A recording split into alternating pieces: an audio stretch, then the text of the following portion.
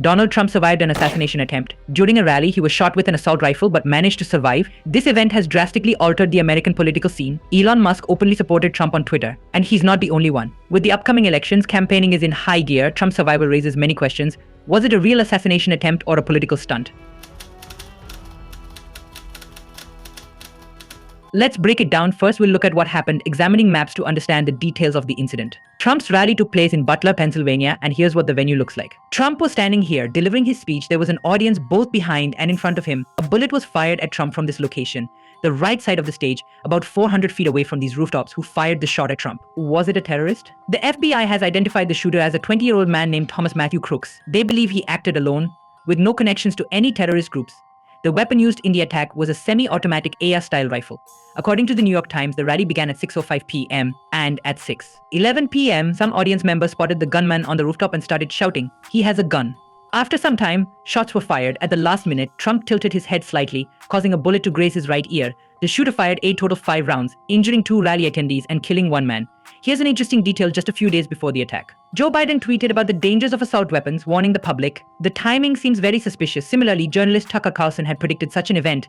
Last year when he made this prediction, it seemed baseless, but now it doesn't seem so far-fetched. Another intriguing aspect is the presence of counter-snipers on the structures behind Trump. Visible in this video, these counter-snipers are supposed to shoot any perceived threat immediately. However, in Trump's case, despite looking in the right direction, they didn't spot the attacker first. After the attacker shot Trump, the counter-snipers fired back, killing him. As soon as the gunman was neutralized, security whisked Trump away, where he made this iconic gesture. It is surprising to see that after such a serious security breach, someone could stand like this just seconds after being shot. Until now, no one knew if the gunman was working alone or had a partner. This moment will become an iconic photo and will undoubtedly impact the upcoming American elections. This is a fact, whether you like Trump or not. After this incident, the question arises whether it was truly an assassination attempt or a political stunt. I don't believe any political leader would risk their life by staging an attack just to win an election. The target was not his chest, where a bulletproof vest could provide protection, but his head. If Trump hadn't tilted his head slightly, he could have been fatally injured. After this failed assassination attempt, what do people say about this photo of Donald Trump? His willpower and passion are being widely praised. Leaders from around the world condemned the attack, including Joe Biden, who stated that there is no place for such violence in a democracy. Trump is being elevated to the status of a messiah. In America, the history of presidential assassination spans a long period. Let's delve into some history. On April 14, 1865, Abraham Lincoln was assassinated. On April 14, 1865. On July 2, 81, James Garfield. On September 6, 1901, William McKinley. On November 22, 1963, John F. Kennedy. Many presidents have been killed in this manner. Similarly, there have been assassination attempts on presidents like Franklin Roosevelt, Harry Truman, Gerald Ford, Ronald Reagan, and George Bush. However, these attacks were unsuccessful in American history. There have been 15 such attacks on presidents and president-elects. This is why security is extremely tight during campaigns. So where did the security failure occur in this instance? Numerous security breaches were evident. The biggest issue is controlling high ground. Whenever large events take place, any tall building or structure is typically secured. Security measures were in place, prohibiting access to certain areas due to the elevated vantage points that provide a clear line of sight and potential attack positions. However, the gunman was able to access the white rooftop with his weapon. The second security lapse involved the screening process. Attendees at such events are not permitted to carry firearms. Magnetometers, similar to those used at airports, should have been employed for thorough checks. Despite this, the gunman successfully positioned himself by circumventing these security protocols. Additionally, after the event, representatives from the Secret Service responsible for Trump's security did not attend the press briefing, raising suspicions about transparency. Officials stated that the gunman's location fell outside their designated security perimeter, which is why that area was not subjected to thorough inspection. Is this excuse valid?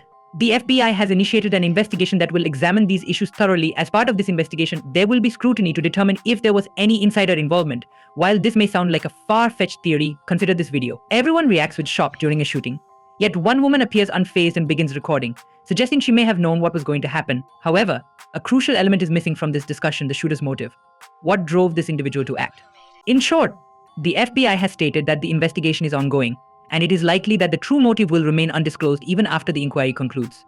The FBI may choose to keep certain details confidential or ultimately conceal the truth from the public. However, we can glean some insights from the shooter's choice of attire. Thomas Crooks was wearing a t-shirt from a YouTube channel called Demolition Ranch, which is known for reviewing firearms, including various assault rifles. Gun laws remain a highly contentious issue in the United States, with approximately 1/3 of Americans owning firearms. Data from 2018 indicates there were about 319 million guns in the country, surpassing the US population of 300 million at that time. This means there are more guns than people in America. Furthermore, the Second Amendment of the Constitution grants citizens the right to bear arms, contributing to a staggering toll. In 2021 alone, over 48,000 people in the US lost their lives due to gun-related injuries. In 2023, there were 630 mass shootings in the United States, averaging nearly 2 incidents each day. Over the past 4 years, data shows that there have consistently been more than 600 mass shootings annually, which is troubling for a developed country. In light of this alarming trend, Joe Biden proposed universal background checks last year. Currently, if someone wants to purchase a firearm in America, they must go to a licensed dealer where a background check is conducted. However, firearm laws differ significantly between states. These checks typically assess an individual's mental health history and criminal background. It's crucial to recognize that, alongside licensed firearm sellers, there are also unlicensed sellers operating in the market.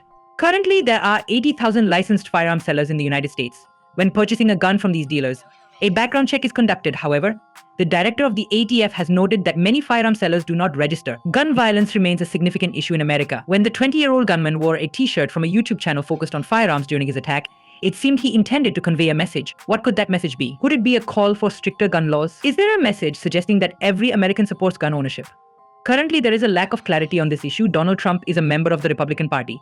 While Joe Biden represents the Democrats, Republicans generally advocate for more relaxed gun laws, whereas Democrats tend to impose stricter regulations. It is noteworthy that the party opposing background checks for gun purchases has experienced an assassination attempt against one of its candidates. What is going on? Ultimately, I believe this incident will elevate Trump's status among many Americans, significantly increasing his chances of winning in the next election.